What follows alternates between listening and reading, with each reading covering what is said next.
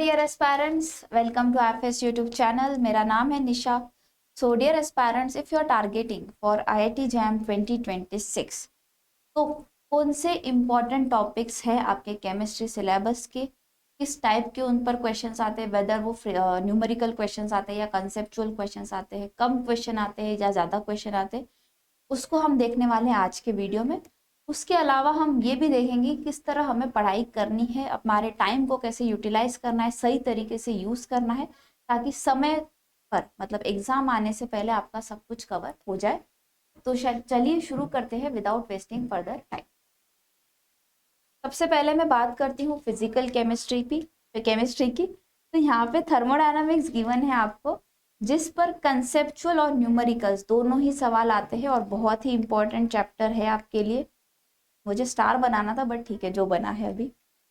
Chemical kinetics में frequently questions पूछे जाते हैं, मतलब ज़्यादा नंबर ऑफ क्वेश्चंस आते हैं। क्वांटम की बात करूँ तो थ्योरेटिकल क्वेश्चंस आपको हेवी मिलेंगे, मतलब फॉर्मूला बेस आ जाएगा, कंसेप्चुअल आ जाएगा, तो उस पर आपको ध्यान देना है।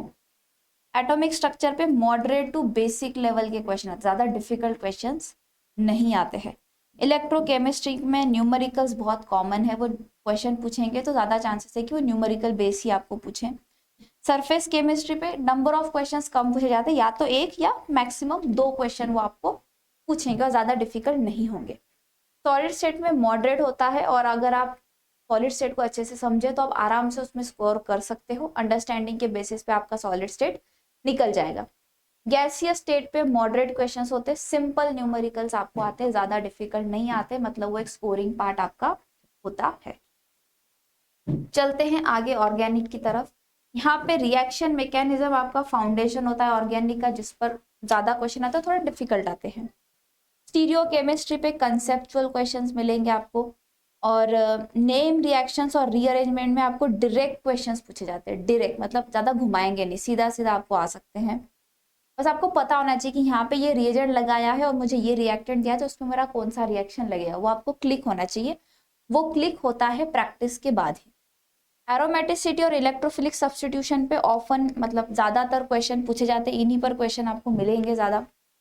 कार्बोनिल कंपाउंड में मैकेनिज्म बेस्ड क्वेश्चंस हमें मिलते हैं, और अमाइन डायजोनियम सॉल्ट और कार्बोक्सिलिक एसिड्स और उनके डेरिवेटिव पे मॉडरेट लेवल के क्वेश्चंस और नंबर भी मॉडरेट लेवल में आपको मिलते हैं।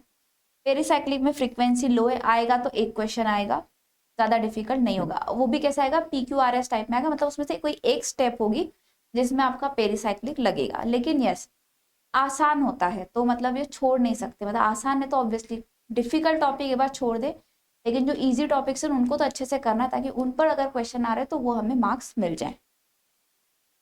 Next we have inorganic chemistry. उसमें कोऑर्डिनेशन कंपाउंड्स बहुत ही इंपॉर्टेंट चैप्टर है, उसमें से भी लिगैंड, CFSE और आइसोमेरिज्म पे ज़्यादा क्वेश्चन आते हैं।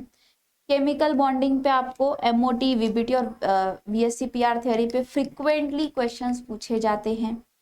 Periodic table easy to score है, आसान आसान क्वेश्चन आएगा और आपको मिल जाएंगे मार्क्स। मेन ग्रुप एलिमेंट्स की अगर मैं बात कर रही हूँ तो मॉडरेट क्वेश्चंस आते हैं, एक या दो क्वेश्चन आएंगे, ज़्यादा डिफिकल्ट नहीं आएंगे।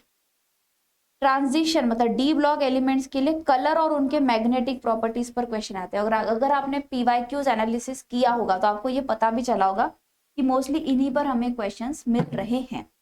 ऑर्गेनोमेटेलिक्स और बायो इनऑर्गेनिक पे मॉडरेट लेवल के क्वेश्चंस आते हैं। मोस्टली आई विल सजेस्ट कि बायो इनऑर्गेनिक ना छोड़े, एक या दो क्वेश्चन आते हैं, और जैसे थ्योरेटिकल बेस मतलब आपने ये पढ़ा होगा और आपको उस पर क्वेश्चन आ जाएगा सीधा, ज़्यादा कुछ घुमाएंगे नहीं वो। क्वालिटेटिव एनालिसिस पे ट्रिकी क्वेश्चन एक आएगा, रेयर कैसे कि 2 आ जाए इफ पॉसिबल।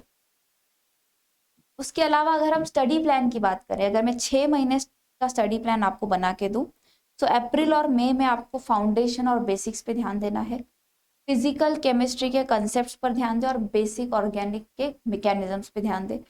डेली 2 घंटे फिजिकल को दें, 2 घंटे ऑर्गेनिक को दें। फिजिकल की बात करूं तो आपके पास P बहादुर, एटकिन और KL कपूर है न्यूमेरिकल के लिए, we can write KL Kapoor.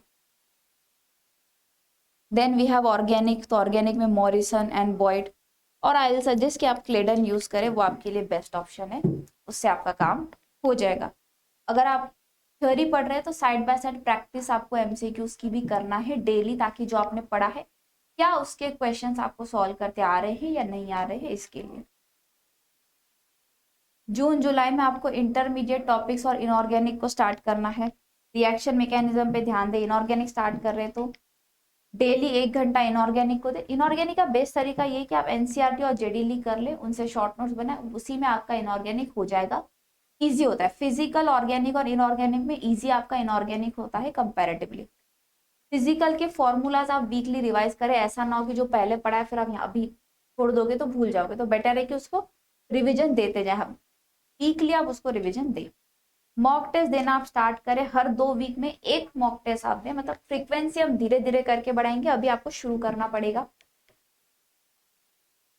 Next we have अगस्त और सितंबर में टेस्ट सीरीज और स्पीड बिल्डिंग पे ध्यान दें। टेस्ट सीरीज आप दें, अल्टरनेट देते जाएं टेस्ट आपके, फिर जब आप टेस्ट दे रहे हैं तो देखिए कहाँ मार्क्स कटे, वीक एरियाज कौन से, उन पर फोकस करें, पीवाईक्यूज पे ध्यान दें, जो आपने शॉर्ट नोट्स बनाए, फॉर्मूला शीट्स बनाए, उनको रिविजन दे।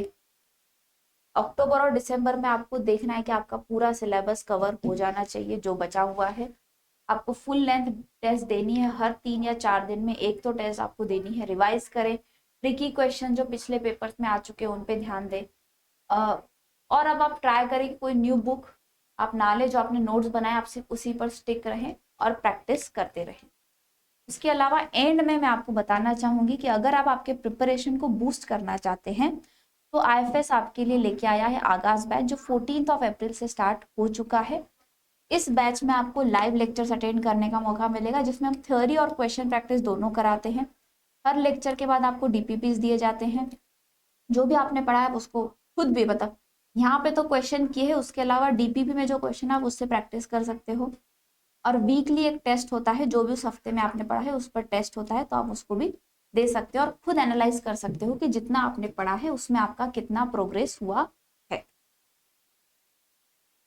और अगर आपको PYQs, paper analysis, cut off जैसी चीजें चाहिए तो ये सारी चीजें आपको आईएफएस के ऐप पर या वेबसाइट पर लर्न फ्री सेक्शन में फ्री ऑफ कॉस्ट मिल जाएगी।